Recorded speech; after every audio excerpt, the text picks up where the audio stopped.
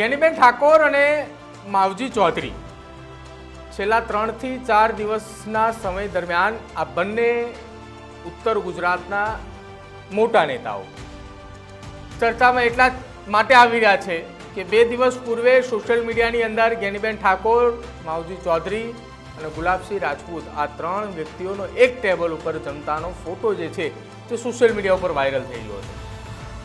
ઉત્તર ગુજરાતના કોંગ્રેસના કેટલાક નેતાઓ અને જ્ઞાનીબેનની સાથે રહેનારા કેટલાક કોંગ્રેસી નેતાઓનું કહેવું છે કે આ તસવીર 2 વર્ષ જૂની છે, પરંતુ 2 વર્ષ જૂની સોશિયલ મીડિયાની અંદર તસવીર અત્યારે વાયરલ થવી. ચલો માની લીધું કે સોશિયલ મીડિયાની અંદર કોઈ વ્યક્તિએ આ ફોટો ફરી એક વખત વાયરલ કર્યો છે, પરંતુ ફરી એક વખત જ્ઞાનીબેન અને માવજીભાઈ આ બંને એક મંચ ઉપર જોવા મળ્યા. બનાસકાંઠાના થરાદના અરંટવા ગામ ખાતે એક સામાજિક કાર્યક્રમ હતો અને આ જ કાર્યક્રમની અંદર જ્ઞાનીબેન ઠાકોર અને માવજી ચૌધરી બંને બાજુમાં બેઠા હતા. બંને એકબીજાની સાથે વાતચીત પણ કરી રહ્યા હતા.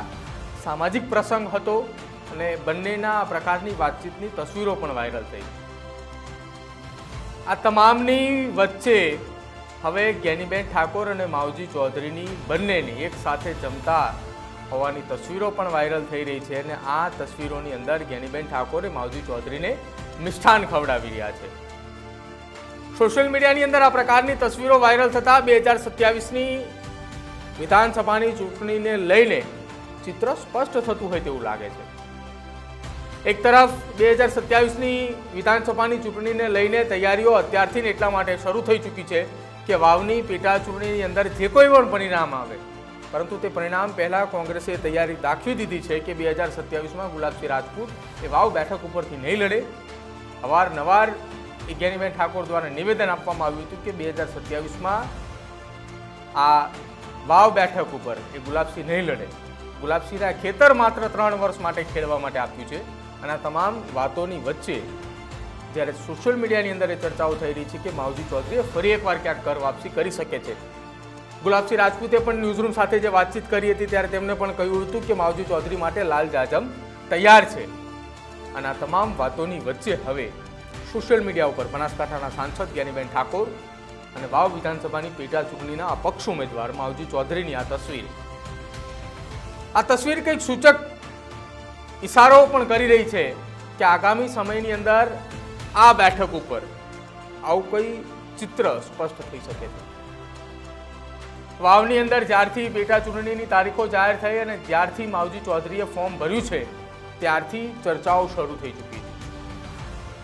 જોકે વિધાનસભાના અધ્યક્ષ અને થરાદના ધારાસભ્ય શંકર ચૌધરી દ્વારા સ્ટેજ ઉપરથી જે જાહેરાત કરી હતી, જે આગાહી કરી હતી, એ આગાહી હવે ભાજપના નેતાઓ અને વાવ અને થરાદના લોકો જે છે તેવું માની રહ્યા છે કે શંકરભાઈની આગાહી હવે ક્યાંક સાચી પડતી હોય તેવું પણ લાગી રહ્યું છે. શંકર ચૌધરી દ્વારા એ આગાહી કરવામાં આવી હતી કે સામેવાળા પક્ષે કોઈને કોઈ ઉમેદવારને અપક્ષમાં કેવી રીતે ઊભો રાખવો એ છેલ્લા 1 મહિના કરતાં વધારે સમયથી પ્લાનિંગ કરી રહ્યા હતા અને અંતિમ ઘડીએ તેમનું પ્લાનિંગ જે છે તે સક્સેસ ગયું અને માવજીભાઈને અપક્ષમાં ઊભી રાખી દીધા. આ પ્રકારનો ઇશારો શંકર ચૌધરીએ વિધાનસભાની પેટા ચૂંટણીની અંદર ચૂંટણી પ્રચાર દરમિયાન તેમને કર્યો હતો. જોકે આ તમામ નિવેદનોની વચ્ચે છેલ્લા 3-4 દિવસથી એ ચર્ચાઓ શરૂ થઈ ચૂકી છે કે માવજી ચૌધરી જો કોંગ્રેસની અંદર જોડાય છે તો 2027ની અંદર માવજી ચૌધરીએ કઈ બેઠક ઉપરથી ચૂંટણી લડી શકે છે. બનાસકાંઠાના વરિષ્ઠ પત્રકારોના મતે જો જાણીએ તો માવજી ચૌધરીએ 2027ની અંદર વાવ બેઠક ઉપરથી ચૂંટણી લડી શકે તેવી શક્યતાઓ છે નહીં, પણ કોંગ્રેસ પક્ષમાંથી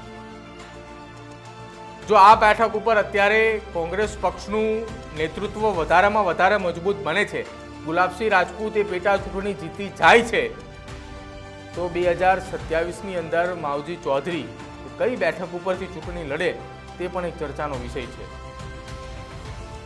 આમ તો બનાસકાંઠાની વાવ થરાદ આ બંને બેઠક ઉપર રાજકારણ એટલું ગરમાઈ ચૂક્યું છે કે 2027માં આ બંને બેઠક માટે કોંગ્રેસ અને ભાજપ પક્ષે ઉમેદવાર કોણ હશે તેની ચર્ચાઓ અત્યારથી શરૂ થઈ ચૂકી છે. આ તમામ ચર્ચાઓની વચ્ચે જ્ઞાનીબેન ઠાકોર અને માવજીભાઈ ચૌધરીના આ ફોટાઓ કે જે સોશિયલ મીડિયા ઉપર વાયરલ થઈ રહ્યા છે અને એ જ ફોટાઓને લઈને હવે રાજકારણ પણ ગરમાયું છે. ત્યારે આપનું શું માનવું છે આ બંને ફોટાઓને લઈને? એક ફોટો કે જેમાં ગુલાબસિંહ રાજપૂતની સાથે તેઓ ઉપસ્થિત હતા કે જે 2-3 દિવસ પહેલાં વાયરલ થયો હતો. ત્યારબાદ એક સામાજિક કાર્યક્રમની અંદર બંને નેતાઓને સાથે બાજુમાં બેસવું અને બંનેની વાતચીતો કરવી, અને ત્યારબાદ આ અંતિમ ફોટો કે જેમાં જ્ઞાનીબેન ઠાકોર માવજી ચૌધરીને મીઠાઈ ખવડાવી રહ્યા છે. આ તસવીરો કાંઈ સૂચવી રહ્યા છે કે આ તસવીરો કંઈ દર્શાવી રહ્યા છે કે આગામી સમયનું ભવિષ્ય કંઈક અલગ દેખાશે? તો આપ જાણતા હોય તો અમારા કમેન્ટ સેક્શનની અંદર જરૂર જણાવજો. આવીને આવી જ પોલિટિકલ અપડેટ જોવા માટે આપ જોતા રહેજો ન્યૂઝરૂમ. નમસ્કાર.